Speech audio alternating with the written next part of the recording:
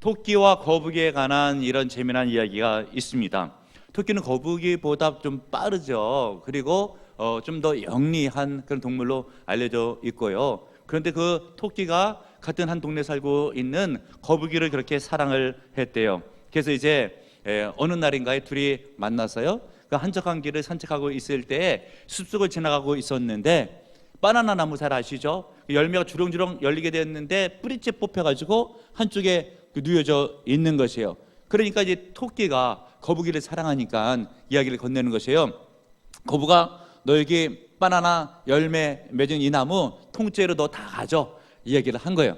근데 거북이가 보니까 무게가 상당히 나갈 것 같아가지고 머리를 굴린다고 하는 것이, 그럼 우리 그렇게 하지 말고 너랑 나랑 똑같이 반으로 잘라서 나눠갖자 라고 이야기를 했어요. 근데 토끼가 거북이를 사랑하니까 반으로 자를 때에 나무의 중간을 잘라버린 것이에요. 그리고 거북이 아무 말도 하지를 않고 이 바나나 열매가 많이 열린 그쪽을 자기가 먼저 취해가지고 그냥 가버렸어요.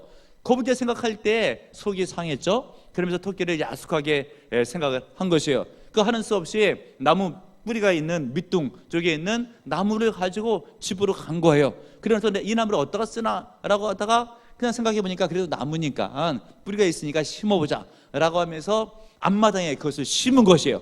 심었더니 때가 되면 철 따라 가지고 바나나 열매가 열리는 것이에요.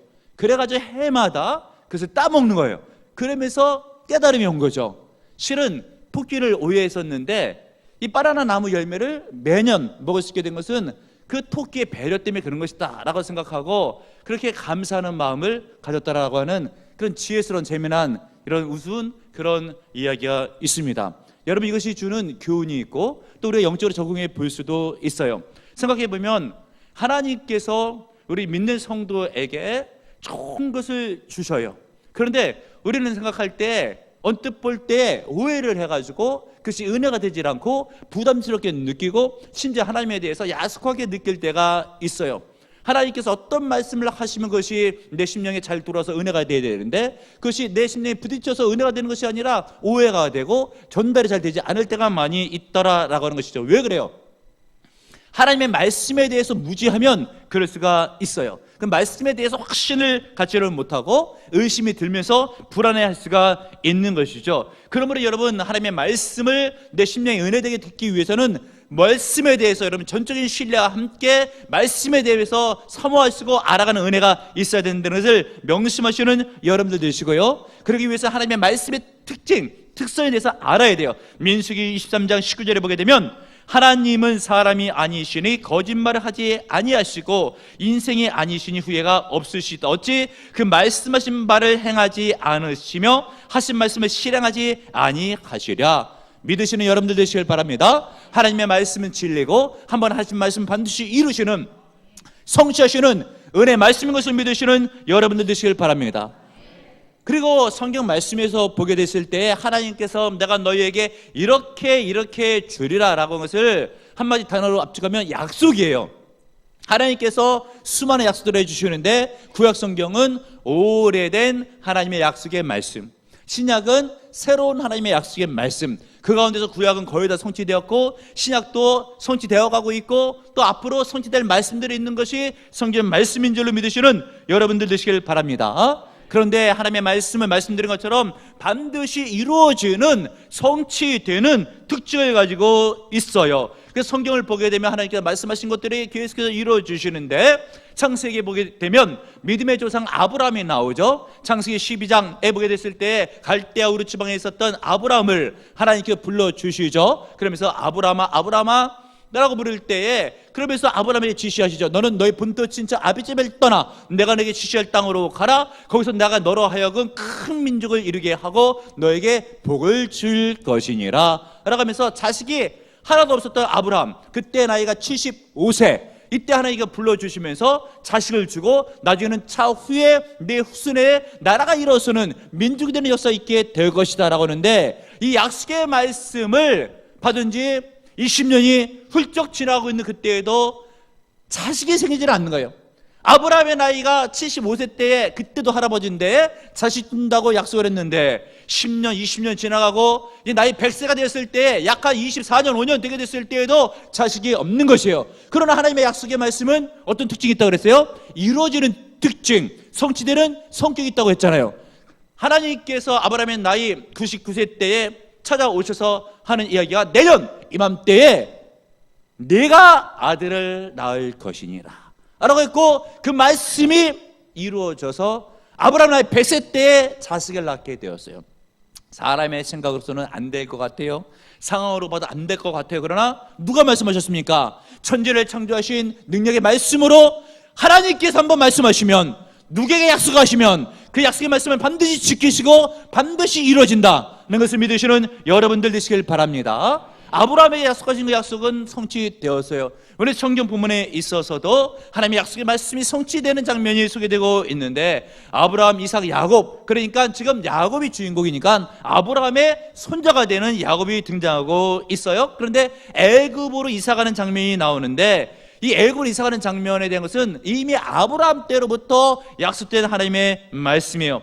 성경에 있는 말씀 창세기 여러분 한번 찾아볼게요. 15장 13절 14절 한번 펴보세요. 창세기 15장 13절 14절 펴셨으면 여러분들이 읽겠습니다. 시작. 여호와께서 아브라함에게 이르시되 너는 반드시 알라. 내 자손이 이방에서 객이 되어 그들을 섬기겠고 그들은 400년 동안 내 자손을 괴롭히리니 그들이 섬기는 나라를 내가 징벌할지며 그 후에 내 자손이 큰 재물을 이끌고 나오리라. 아멘. 아브라함에게 어떤 약속을 하셨어요? 네 자손이 이방에서 객이 되어 라고 되어 있어서 이방 나라의 후손들이 정착할 것을 말씀해 주고 있어요. 그리고 그들의 섬기는 나라를 징벌해서 너희들이 다시 애굽에서 재물을 가지고 그 땅을 빠져나갈 것까지 예언해 주고 있죠.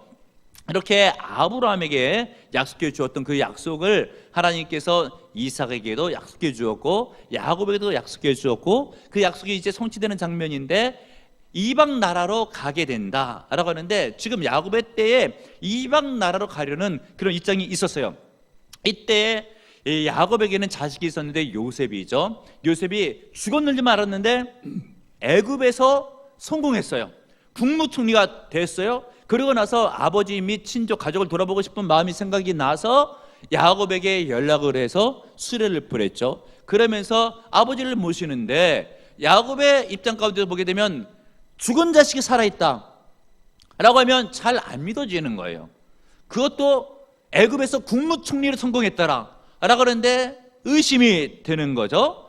거기다가 마음속에 불안한 마음이 드는데, 이 애굽이라고 하는 나라는 과거 할아버지 아브라함이 가나안 땅에서 기근이 들게 됐을 때 먹거리를 찾아서 내려갔다가 그 아브라함이 아내였던 사라가 바로에게 빼앗길 뻔했던 이런 뼈 아픈 할아버지의 실수가 있었던 나라가 애굽이거든요. 그래서 하나님께서 축복한 땅은 가나안 땅인데 할아버지도 거기 가서 낭패를 봤는데 내가 과연 가도 될 것인가? 라고 했던 의문이 있는 그 땅이죠. 그러면서 드는 생각 가운데 내가 과연 그 땅 애굽에 가도 될 것인가? 자식이 살했다고 해서 얼굴은 보긴 봐야 될 것인데 과연 가는 것이 하나님의 뜻인지 참 의문이 드는 그런 순간에 야곱이 하나님의 뜻을 분별하기 위해서 하는 행동을 하는데 굉장히 중요한 것이에요. 여러분, 우리가 하나님의 뜻을 궁금해하면서 하나님의 뜻을 깨닫기 위해서는 이런 믿음이 필요합니다. 어떤 행동을 했습니까? 야곱이 브엘세바 거기다 오게 됐을 때 1절에 보시면 이스라엘이, 여기 이스라엘은 야곱의 다른 이름이죠. 모든 수요를 이끌고 떠나 브엘세바에 이르러 그의 아버지 이삭의 하나님께 뭘 드렸대요? 시상의 제사를 드리니. 아멘. 믿으시는 여러분들 되시길 바랍니다.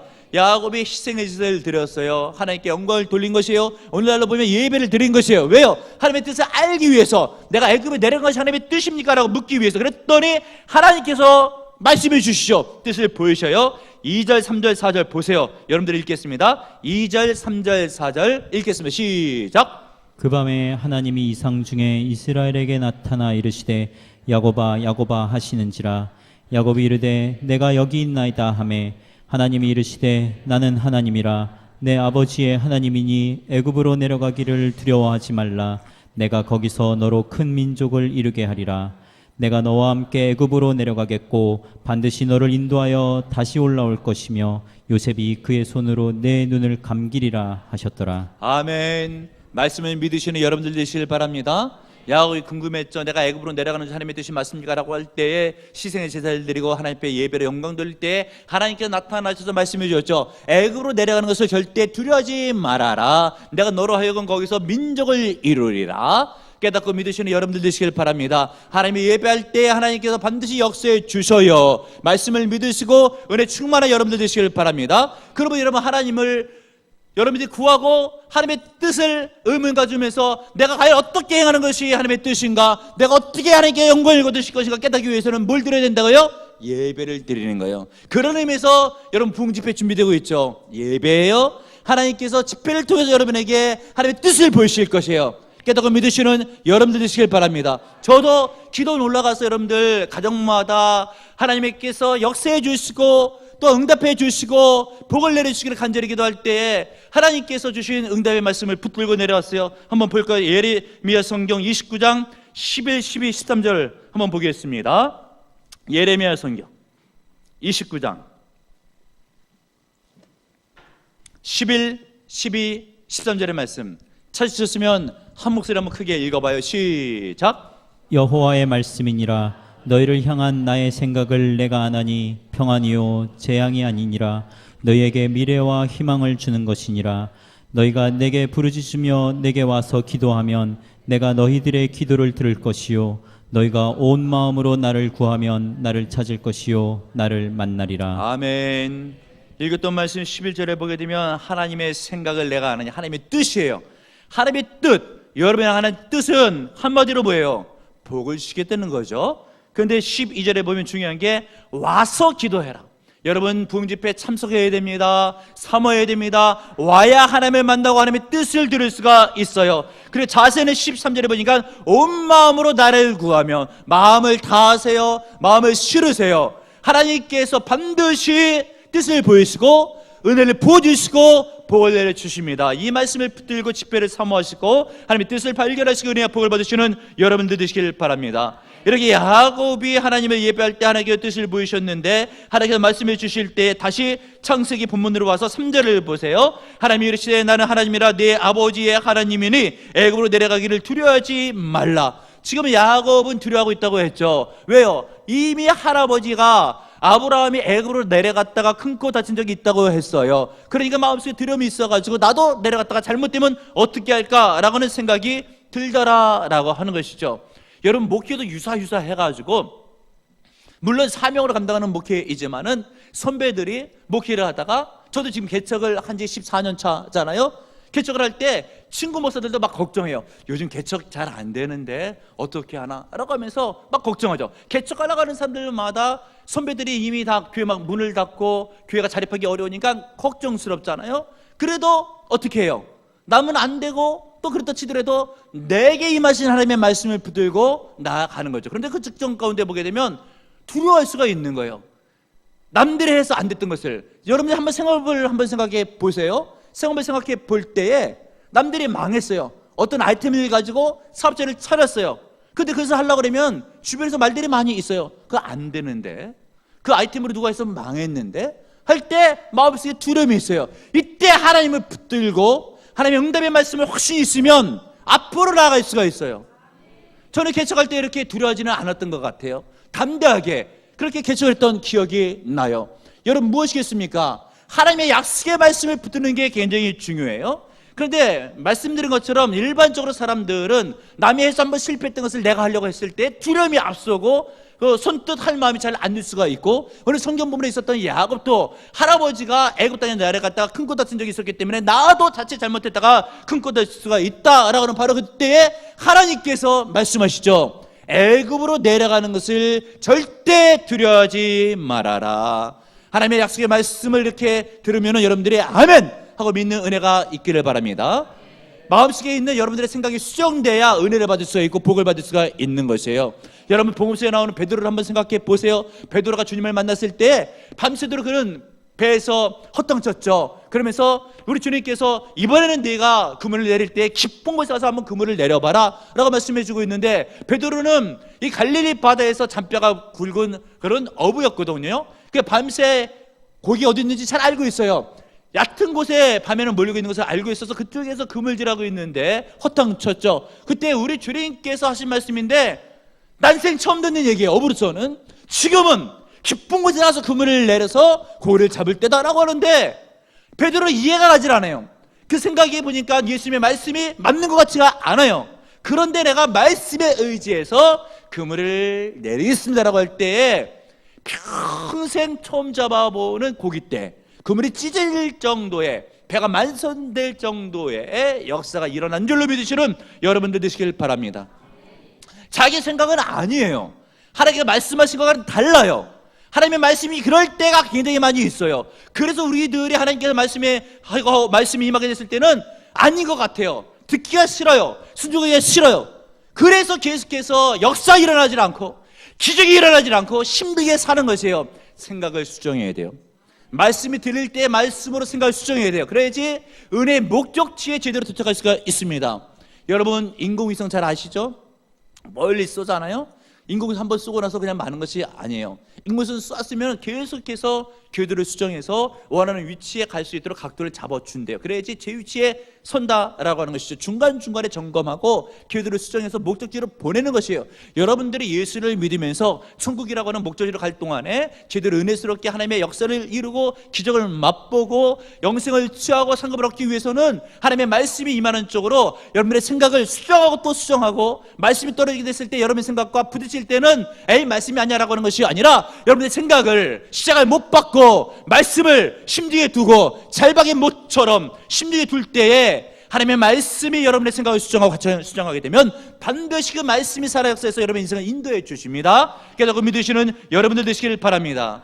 우리 하나님께서 말씀을 주실 때에 여러분들이 믿지를 않아요. 하나님의 마음은 어떻겠어요? 안 믿겨지지? 그래도 이번에는 한번 믿고 한번 해보거라.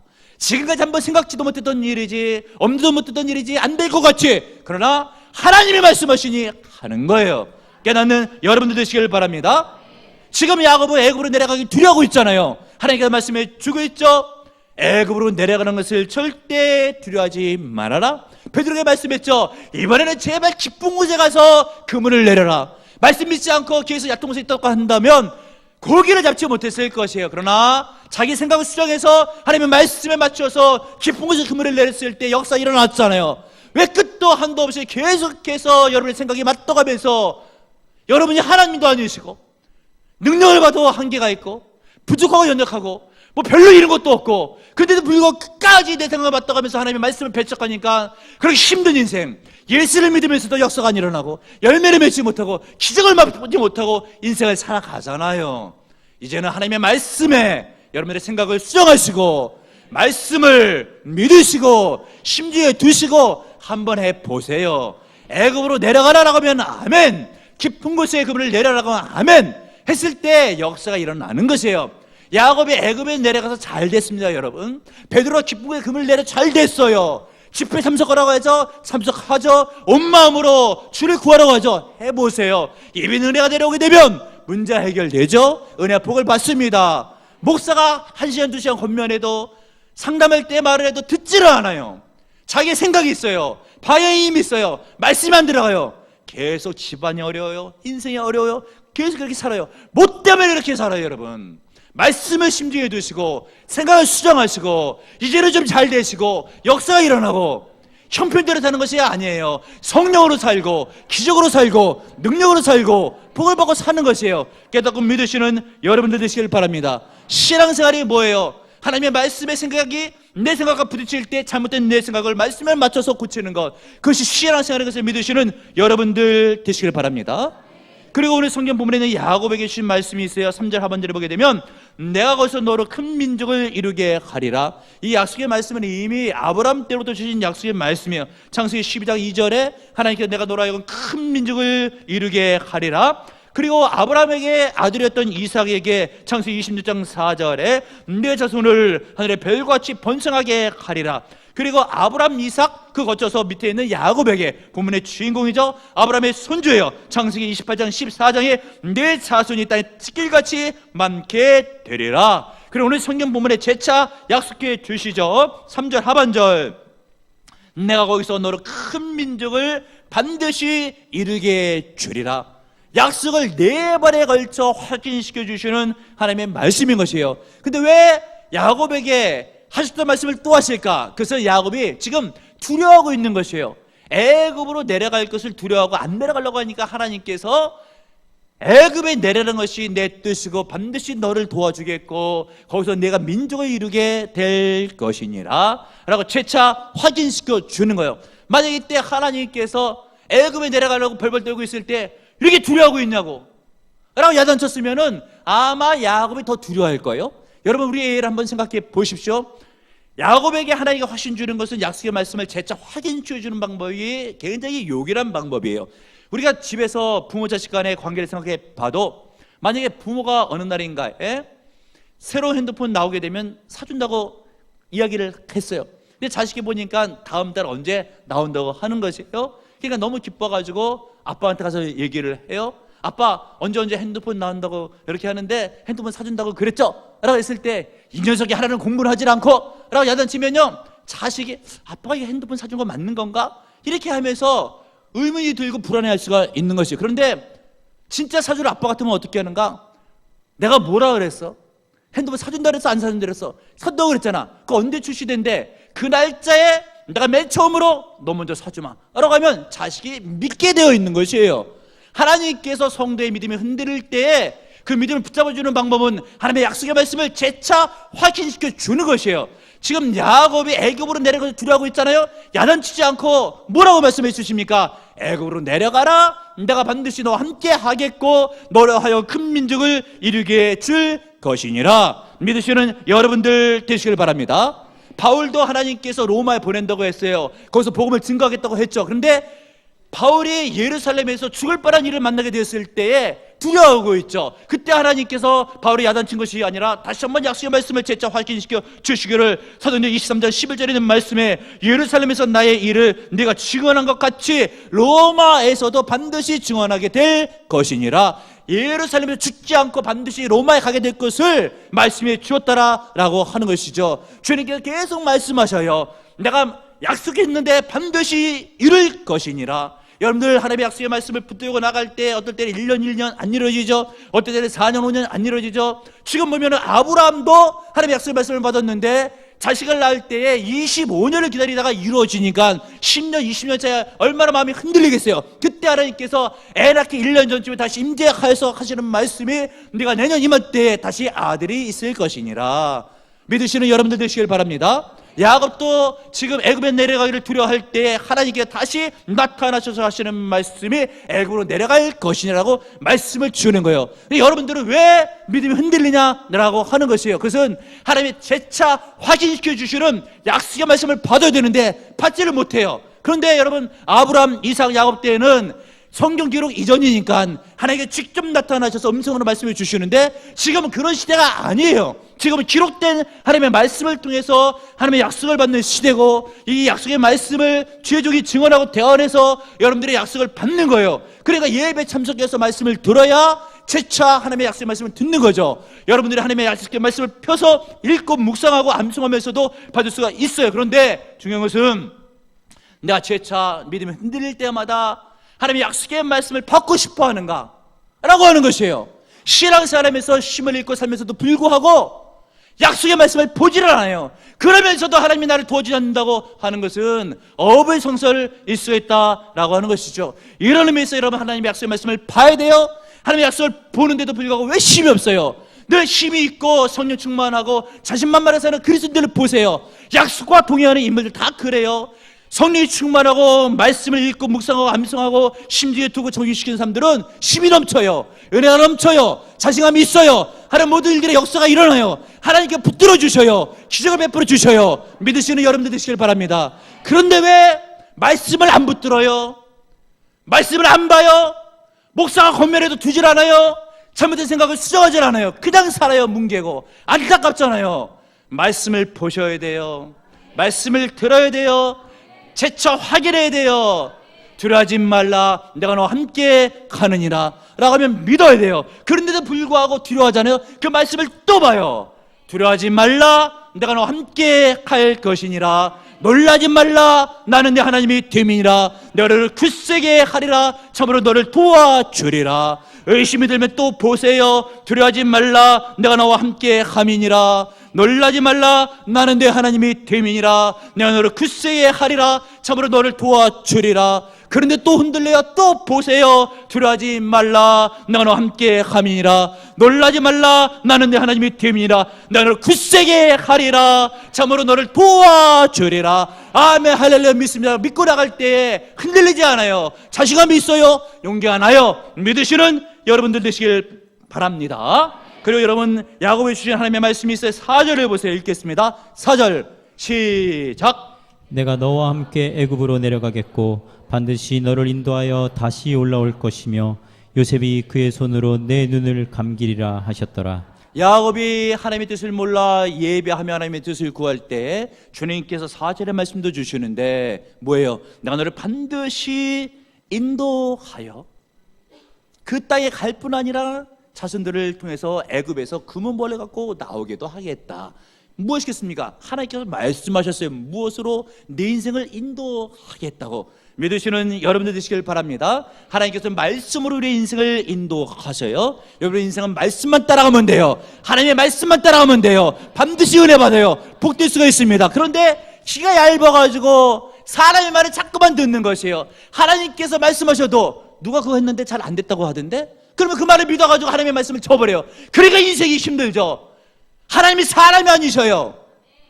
세상을 하나님이 만드셨어요. 말씀으로 만드셨어요. 약속하면 이루셔요. 그 약속의 말씀을 심지어 두고 따라가야지 왜 사람의 말을 심지어 두고 따라갑니까? 그러다가 큰 거 다치고 망하는 수도 있어요. 실제 있었던 사건인데 시베리아 횡단 열차 타고 어느 신사가 가고 있었고 맞은편에 어느 아주머니가 갓난아기를 안고 있었는데 아주머니가 애를 앓으면서도 불안해요. 신사가 묻는 거야. 왜 그러시냐고, 왜 그러시냐고.